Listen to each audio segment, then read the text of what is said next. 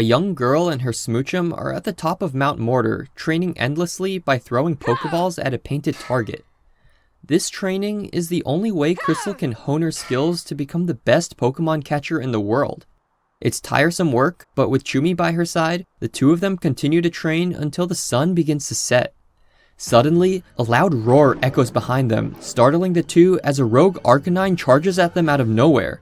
In the panic, Crystal stumbles on the rocky surface and falls a great distance, landing on her arms and breaking them before her vision slowly fades black as she faints from exhaustion. This incident marks the start of Crystal's journey, a moment born out of an unfortunate situation, but these setbacks have never kept her down, no matter how severe they may be. As the third Dex holder from Johto, Crystal would become known as the Catcher, an expert in catching wild Pokemon to help out in Professor Elm's research. In this video, I'm going to be playing through Pokémon HeartGold using her team to see if she's got what it takes to become the Johto champion. After Yellow's team, I didn't think I could find a team with the worst lineup, but considering how much harder the base HeartGold is compared to Fire Red, I think Crystal may take the cake on this one. For starters, our starter is unfortunately gonna be a Chikorita named Megary. In the manga, Gold had gotten Cyndaquil and Silver had stolen Totodile, so Megary was left all by his lonesome self in Professor Elm's lab. Seeing an opportunity to join a team, he ran away to find Crystal in hopes of joining her team. Unfortunately, she already had a full team, but Megary's persistence and bravery eventually caused Crystal to have a change of heart, and she allowed him to join her team. In our adventures, I wasn't too thrilled to start with Chikorita since Johto is a notoriously unfriendly region when it comes to grass types. The first gym is Flying type and the second is Bug type, two generally weak types that happen to terrorize our little grass starter, but our Megary would end up proving to be a valuable and honestly underrated member of our team. I severely underestimated our little Sauropod, but with access to setup and healing moves, he's able to hold his own in this unfriendly region in many key battles. I know it's a controversial opinion, but I think Chikorita outranks Cyndaquil when it comes to Johto starters, and with Megary's help, I'll prove that to you throughout the video. Oh, and also, I did some stuff so Silver keeps his signature Totodile, so most of these rival battles are pretty easy. It was definitely a little funny to steamroll over these battles, especially that the newer games always give the rival the starter that's weak to yours. Now, in a normal journey, most of our team is locked behind the Surf HM, but after polling you guys and talking about it on stream, we decided that it would be best to make a few minor changes to still feature the team in all its glory. The first change we did was to the Growlithe encounter on Route 36. In the Crystal version, they added a little patch of grass here to make Growlithe obtainable before Falkner. When Game Freak designed the remakes, they based it off the original Johto map, so this patch of grass vanished. I had thought about doing this playthrough in Crystal, but the quality of life changes, the physical special split, having abilities like Intimidate, and honestly the following Pokemon were just too good to pass up. I mean, look at our Megary following us around, that is really too cute. So in order to work around this, I tried to add this grass back into the game, but unfortunately I just wasn't able to figure this out on the DS. On the Game Boy, it would have been a piece of cake, but I guess the DS modding scene hasn't quite caught up yet. I even reached out to the leading expert in Pokemon modding, JSON, for their expertise. Their videos were the reason why I was able to figure out the Silver sprite replacement, but we still couldn't figure out a solution. So, using an obscure glitch and totally not a walk through walls hack, we squeezed our way into a little gap between the trees to make our way through to the patch of grass on the other side of the Sudowoodo. Here, the Pokemon are at a higher level, but Growlithe can come at level 13, which happens to be exactly at Falkner's level cap.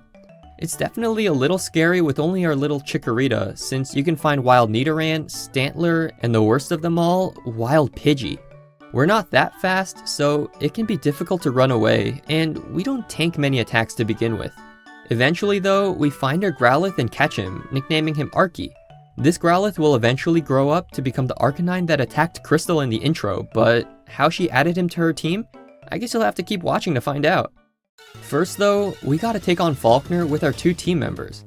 We lead with Megary and begin wearing down his Pidgey with Poison Powder and Tackles. Each time Pidgey lowered our accuracy, we would switch out to shake it off, so when Pidgeotto comes out, we're in good shape to take him on. My plan was to fish for burns with Ember, but after our first attack failed to burn, we're forced to tank a tackle in return. Falkner starts going for Roost, so we have more opportunities to get a burn, like on our very next attack. A few Embers are able to finish him off, which wins us our first gym battle. With our shiny new badge, Professor Elm trusts us to take care of the mystery egg, and this is where our next change comes into play. Instead of hatching into Togebo the Togepi, I changed the egg to hatch into another baby Pokemon, Chumi the Smoochum. Chumi was Crystal's very first Pokemon, so I'm glad we could get her early in our adventure. The only other way to get a Smoochum would be to catch 2 Jinx in Ice Path and breed them in the daycare, but that's way too complicated, and also, I don't ever want to think about Jinx breeding. Side note, I don't plan on evolving Smoochum since Chumi never evolved, the same way that I kept Pika as a Pikachu in my red playthrough. That's all our encounters done, so we can make our way to Azalea Town for the next badge. The Team Rocket stuff is a breeze with our newly acquired Chumi, but Bugsy, man, Bugsy's a completely different story. His Scyther is terrifying with Stab U-Turn, and even though Megaree's evolved into Bayleaf, we still are not tanking 2 U-Turns. Arky also has Flash Fire instead of Intimidate, so it's just all around not looking good for our team. I had the bright idea to lead with Chumi, that way we can bait Scyther into using U-Turn as we switch into Arky to resist the attack. My thinking was, Bugsy will be forced to send out Metapod or Kakuna, which we can easily take out with an Ember. This would give us enough XP to level up mid-fight, giving us a better chance to take on Scyther. But Scyther crits the U-Turn, so that basically ends our plan. Still though, I didn't realize that we can only tank 3 U-Turns anyways, so after 1 U-Turn for Metapod and 1 U-Turn for Kakuna, we would just die to his 3rd attack. I chalked that up to poor planning and having a limited team, so I ended stream that day with a plan to get Intimidate on Arky, as well as to think of a better strategy for the next attempt.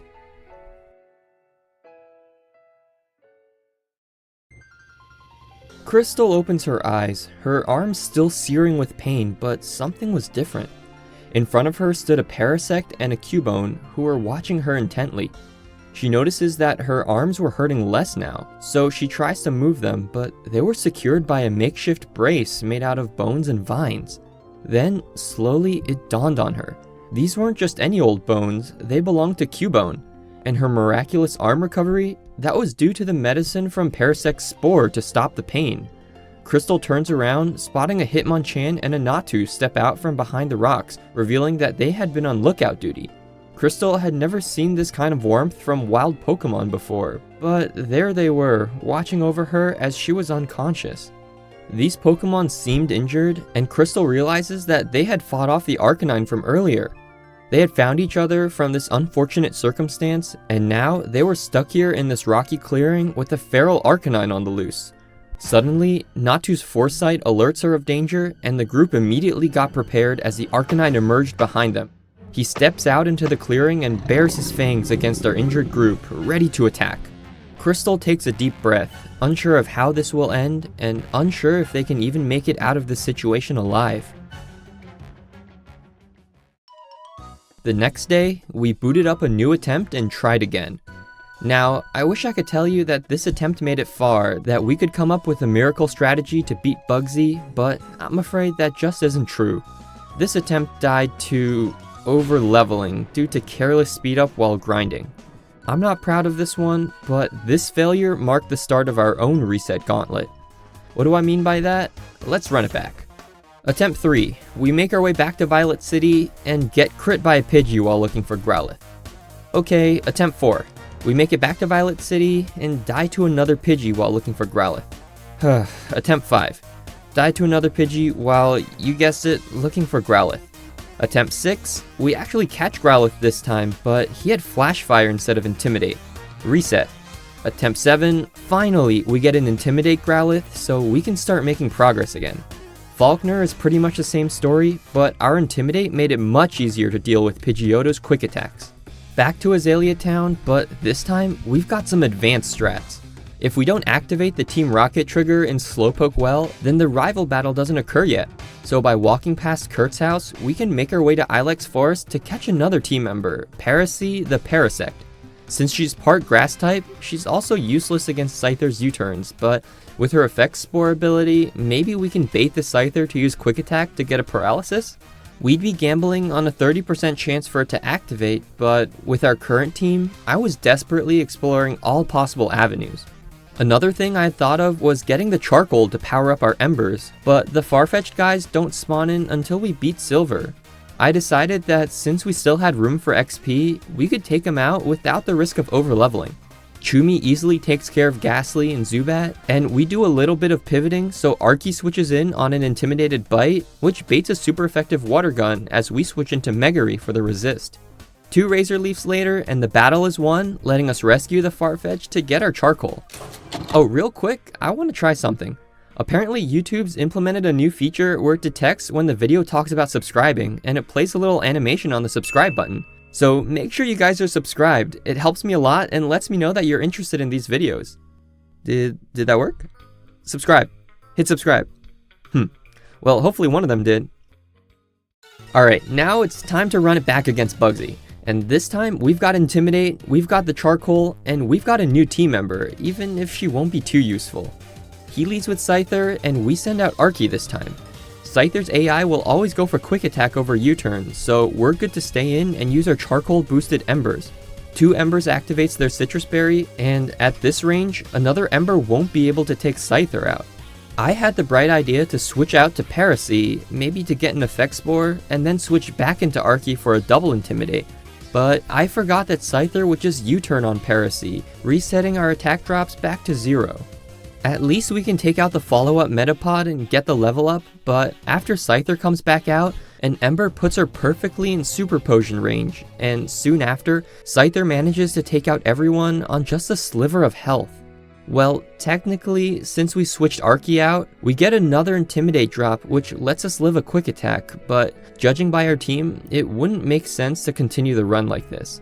The stream and I did a little planning after, but it was tricky to figure out a way to crack this battle. I really didn't want to sacrifice Chumi at the second badge, and I felt certain that there was a way to beat this battle deathless, I just had to figure it out. We ended stream on that note, racking our brains and looking for a creative way out of this situation. Something didn't sit right with Crystal. As the other Pokemon began to square up to battle the wild Arcanine, Crystal took a second to reflect on her previous encounter. She thought about the Arcanine's behavior when they were being chased and suddenly realized that throughout the entire chase, Arcanine was only running towards its left. His right eye seemed to be closed, and Crystal realizes that it must have been injured. She lifts up his thick fur to confirm that, yes, he did indeed have a deep cut under his right eye. She stops the battle, stepping in front of Arcanine and convincing everyone that Arcanine was injured and was only acting defensively out of instinct. The rest of the team seemed hesitant, but Parasect steps forward and uses some spore medicine that she had used for Crystal. And, like magic, Arcanine's wound immediately began healing. He seems a little puzzled at first, scratching at where his wound once was, but as soon as he realizes what happened, he gives Crystal and Parasect a big lick out of appreciation. They spend some time together as Arcanine and Crystal recovered, with Parasect tending to their wounds, Cubone replacing her arm brace, Hitmonchan being her arms while they were recovering, and Natu scouting the area to make sure they were safe. From this moment on, our group became good friends, almost like a found family, and everyone joined Crystal to travel the region on more adventures together as a team. Back in our Nuzlocke adventures, Attempt 8 was done off-stream, just so I could get the video out fast enough for you guys.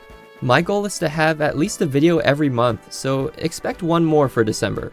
My other goal is to hit 10k before the end of the year, so if you haven't, make sure you subscribe so you can be a part of the under 10k club. Okay, back to the game. The early game is more or less the same, but going into Bugsy, I had to come up with a plan to let us beat his Scyther. Our level cap is 17, but at level 18, Megary learns Reflect, which will have the damage of Scyther's physical moves. We lead with Arky against his Scyther, and Scyther goes for Quick Attack as expected, but we retaliate with Roar. My thinking was similar to the first attempt, but this time we use a switching move instead of gambling on Scyther to use U-turn. Kakuna gets dragged out, so I switch into Megary and Arky to let them both get the level up. We have to dodge the 30% poison from Poison Sting, but we get lucky and take out Kakuna with a single Ember. Megary learns Reflect, and Scyther comes back in.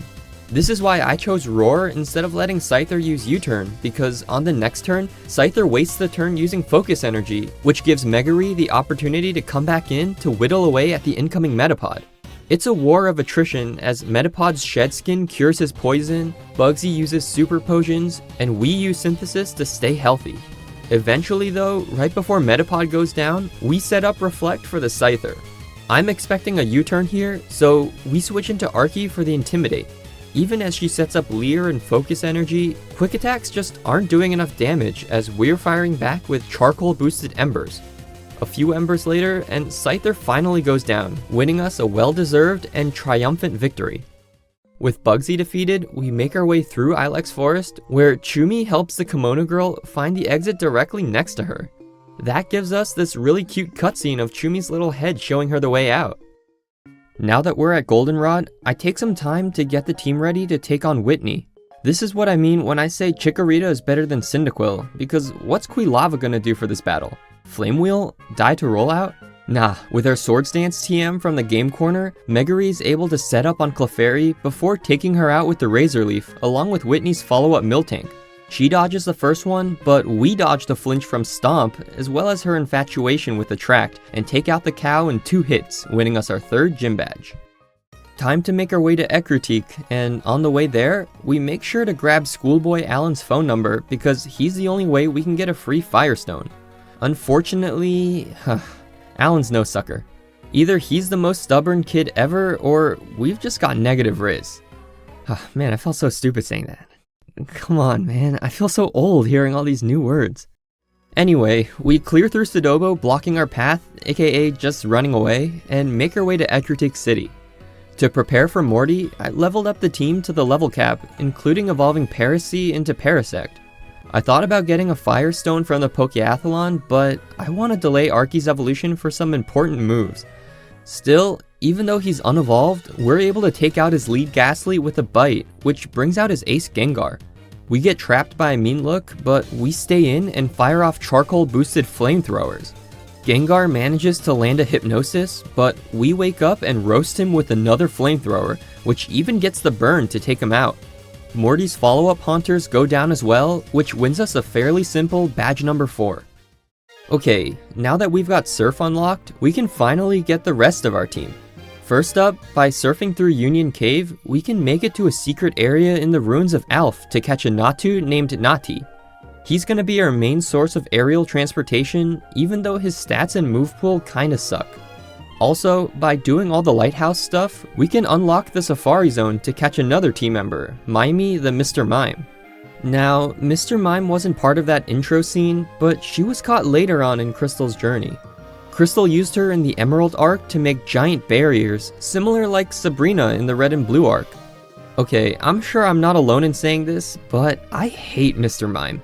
Everything about the design, the colors, and just the overall vibe are awful.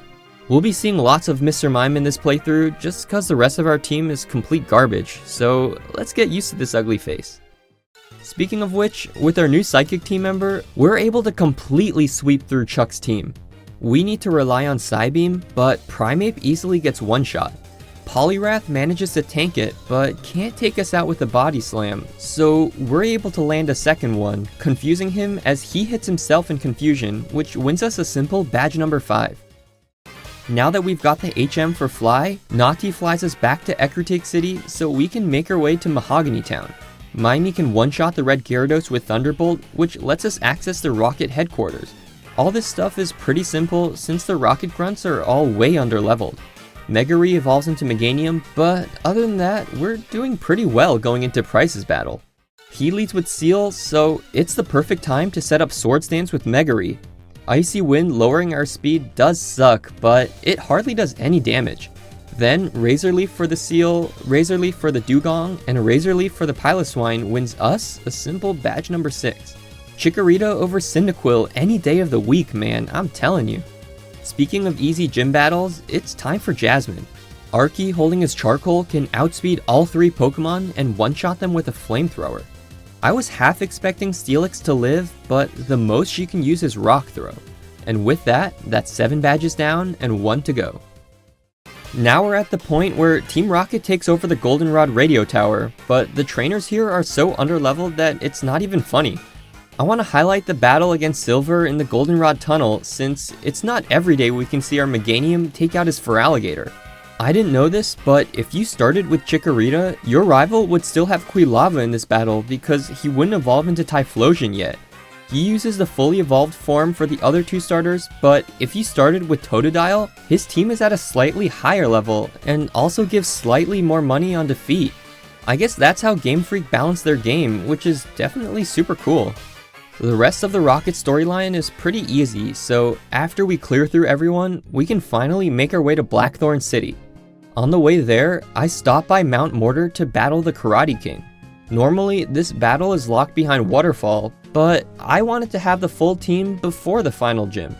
So, using that obscure glitch from earlier and totally not a walk through walls hack, we made our way up the waterfall to battle the Karate King. And just like against Chuck, Mimi's able to take out his Hitmonlee and Hitmonchan, which wins us a battle and lets us keep his Tyrogue. I name him Monlee, and we finally got the whole team together. Well, not quite.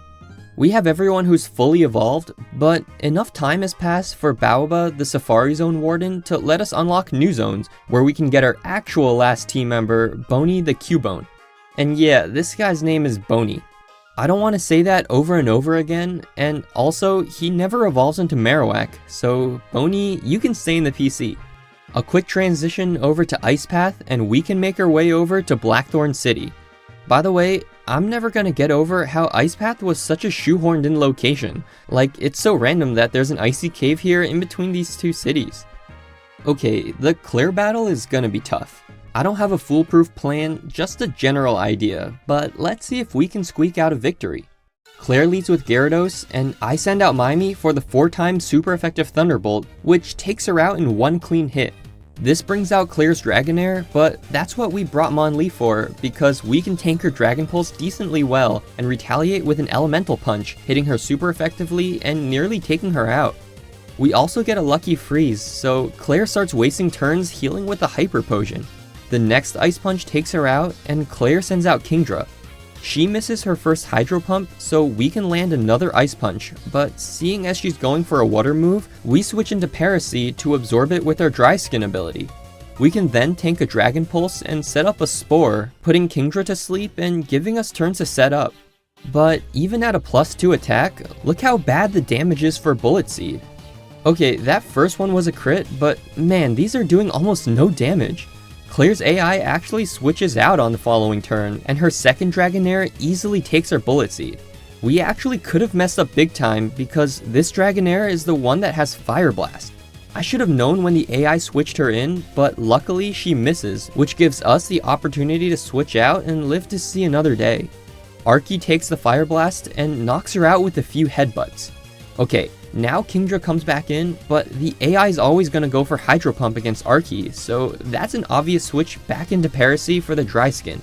Another Spore puts her to sleep, so now we can switch into Megary to start setting up Swords Dance. If Paracy's attack output is that bad, at least Megary can redeem her a bit. At +4 attack, our Razor Leaf nearly takes Kingdra out, and after Clair heals again, 2 more Razor Leafs are able to break through her ace, winning us the 8th and final gym badge. Okay, time to knock out the Ho-Oh storyline stuff, but there's not too much to talk about. I just wanted to take some time to appreciate how beautiful the trees are in this section. Especially on the upscaled graphics here, even though the trees are just made of 2D planes, I think they add so much personality and vibrance to this little section. Anyway, we grab the Rainbow Wing, which, by the way, always made me think of those firecracker popsicles. You know, if you just flip it 180 degrees, it looks pretty tasty. That and those SpongeBob Ice Pops, man, we would just eat those every summer and never get tired of them. By the way, against Ho-Oh, we taught Monlee Rock Tomb and 2-shot him. The Kimono girls were not happy at all, but hey, I never agree to anything. With everything in Johto done, we make our way to Kanto and arrive at the Indigo Plateau. We took some time to prepare the team, which includes finally evolving Archie after he learns Crunch. We also spent some time relearning any moves needed and using all our TMs. With one last look around us, we stepped into the Elite Four chambers, ready to take on the final gauntlet before us. First up against Will, I lead with Mimi against his lead Xatu. We start firing off charge beams, which has a whopping 70% chance to raise our special attack. We get the boost on the first one, and Xatu uses Confuse Ray. This could cause trouble, but we came prepared with a Persim Berry. Will always heals here, so we can continue stacking charge beams to boost our stats while taking them out. Then another charge beam for his second Xatu, which gets us another boost by the way, a Psychic for his Exeggutor, a Thunderbolt for his Jinx, and a final Thunderbolt for his Slowbro wins us a clean first battle. Not gonna lie, Mr. Mime definitely came in clutch there. Getting those back-to-back boosts and being able to one-shot the bulky Exeggutor with a resisted Psychic, that's genuinely insane. I know I talked a bunch of smack earlier, but Mime is definitely pulling his weight on the team. Next up against Koga, we lead with Mime again against his Ariados. We get the one-shot with Psychic, and Koga loves sending out Forretress next. This gives us the perfect opportunity to start setting up charge beams as Forretress sets up Toxic Spikes. We don't plan on switching out, so no harm at all. Then his follow-up Muck gets one-shot by a Psychic, his Crobat to another Psychic, and lastly his Venomoth to, you guessed it, a final Psychic, winning us a simple second Elite Four battle. Third up against Bruno, you want to guess who we lead with? No, it's not Mime, it's Megary. I'm still Team Chikorita all the way, so let's prove ourselves against the Elite Four. His Hitmontop is the perfect Pokemon to set up our Swords Dance on, and after we're +6, we can first heal up with the Synthesis, but immediately after, we can one-shot him with a Razor Leaf. Then, one by one, we can take out his Hitmonlee, Hitmonchan, Machamp, and Onix with a single Razor Leaf each, winning us another simple Elite Four battle. Are you guys Team Chikorita yet, or do I still need to convince you? Last up against Karen, it's time for Monlee to have a chance to shine. We start firing off powerful Drain Punches against her lead Umbreon, hitting through the evasion and taking her out. Karen sends out Murkrow next, but an Ice Punch can easily deal with her. We have less options against Gengar, but I stay in and fish for a paralysis from Thunder Punch. Instead, we get a critical hit, so on the turn Karen heals, I use this opportunity to switch into Archie. One crunch later, and Gengar gets one shot. Houndoom comes out next, so I switch into Monlee for our fighting coverage. Houndoom sets up a nasty plot, but we outspeed and fire off a powerful Drain Punch, one-shotting her before she can use an attack. Last up is Vileplume, but an Ice Punch nearly takes her out. She hits us with a Stun Spore, so I play it safe and switch into Archie to take her out with the Flare Blitz on the next turn, winning us the battle and completing the Elite Four gauntlet. Only one challenge left, and that's the Dragon Master himself. His Dragonites pack quite the punch with Dragon Rush and Outrage, so let's see if we've got what it takes. Lance leads with Gyarados, and we lead with our star player Mime. With the quad-effective Thunderbolt, we easily decimate the Leviathan, which brings out his Aerodactyl. But since Lance is basically a Flying Master, we can outspeed and get another clean one-shot with Thunderbolt. Charizard comes out next, and we go for another Thunderbolt, but he hangs on in the red. We get a lucky para, but Charizard retaliates with a Shadow Claw, dealing exactly half our HP. Lance then heals with the full restore, so we have an opportunity now to set up our charge beams. We do significantly less than a Thunderbolt, but since we get the +1 special attack boost, we can outspeed with another charge beam to take out the Charizard, which also gets us another boost. We are sitting really nicely at +2 when his Ace Dragonite comes out, so I felt confident to stay in and use a Twisted Spoon boosted Psychic. But Dragonite survives on 1 HP. This is only possible if Dragonite randomly got a plus special defense nature, so that definitely sucks. I'll be honest, when I saw the item animation, I was so scared that I had messed something up and Dragonite randomly got a Focus Sash. But no, it was just a Citrus Berry. Since we failed to take him out, Dragonite's able to use Outrage and completely obliterates our remaining HP. This one definitely stings. I was just getting warmed up to Mime, especially after that amazing performance against the Elite Four. Rest in peace, you goofy clown. I'm glad you got the chance to show your worth on our journey. Honestly, I feel like he got robbed of his spotlight since Lance just happened to have the right nature, but hey, if it's not the random nature, then it'd probably just be a random crit or something. Randomness happens, and sometimes it can really set us back, but the best course of action is to keep moving forward. I continue the battle, sending out Archie to get an Intimidate drop before taking Dragonite out with the Dragon Pulse, avenging our fallen partner. Against the second Dragonite, we continue going for Dragon Pulse, which does about half to his gargantuan HP, as Dragonite only goes for Thunder Wave. This will cut our speed, so on the next turn, Dragonite outspeeds with a Dragon Rush, but he misses the attack. Archie retaliates with the Dragon Pulse, just barely taking him out. Finally, we're facing Lance's final Dragonite, who actually manages to land a Dragon Rush, but we survive and fire back with a Dragon Pulse. We're gonna have to switch out after this because Dragonite's gonna outspeed and... oh dang, RNG's on our side now. We get the critical hit, taking him out and winning us the battle. Don't celebrate too early though, cause like all our other Johto runs, we've got one last secret boss fight. Since Mimi's no longer with us, I brought Boney on the team since he hasn't had a chance to shine yet. We get prepared at the Poké Center outside of Mount Silver, which is completely empty since hardly any trainers can survive in these harsh environments. The only people brave enough to make this great trek are Nurse Joy and Cameron the photographer? That's right, Cameron, definitely unexpected. We take a group photo together as our final moments before the big fight. Will this be the last time everyone's together? Let's find out. With everything ready, we head up the mountain and greet Red. He lowers his head and sends out Pikachu, and we lead with Boney. I figured we'd even the playing field a little bit, sending out our unevolved team member against his unevolved lead. Pikachu goes for an Iron Tail, but we tank it and fire back with an Earthquake, getting the clean one-shot. Red sends out Lapras, so that marks the end of Boney's contribution. We switch into Monly, who can tank a Brine pretty well. Then, on the next turn, we outspeed and use Close Combat, and at 120 base power, that's a simple one-shot. Red's next Pokemon is Charizard, and fearing an Air Slash, I switch into Archie, the only team member who can tank the attack. Charizard instead goes for Flare Blitz, and after the Intimidate drop, it barely does any damage. Then we can outspeed and go for Thunderfang, but Charizard hangs on and fires back with an Air Slash. Another Thunderfang takes him out, and now Archie's health is getting a little low. Blastoise comes out next, so we switch into Parasy to absorb his water attack with our Dry Skin. Red's AI goes for Focus Blast instead, which worked out for us since we resist the attack. However, Blastoise now threatens Blizzard, but we can tank it and put the turtle to sleep with Spore. And now that he's sleeping, we have the perfect opportunity to switch into Megary to set up Swords Dance. After one Swords Dance, Blastoise finally wakes up and uses Blizzard, but we can take him out with the Razor Leaf immediately after. Once Venusaur comes out, we need to switch out. I sent out Nati, our last healthy team member, to take his incoming Sludge Bomb. We fire off a Psychic, but it barely misses the kill.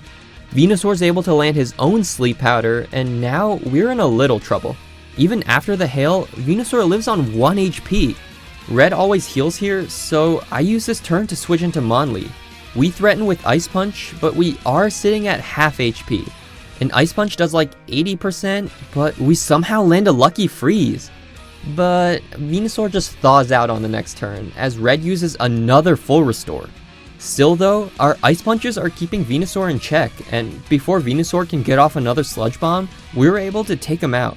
Red sends out his final Pokemon, his Snorlax, but there's no way he's living a stab close combat, right? And you are absolutely right. Snorlax goes down, winning us a deathless final battle against Red. And with that, I'm gonna end the video here. I appreciate you guys so much for sticking around, and I can't wait for the next manga character. Be sure to vote in the poll for who you'd like to see also. I'm gonna choose the winner for my next video, so your vote matters. Don't forget to subscribe, we're on our way to 10K. Until next time, this has been Magnus. I'll catch you guys in the next video. Peace.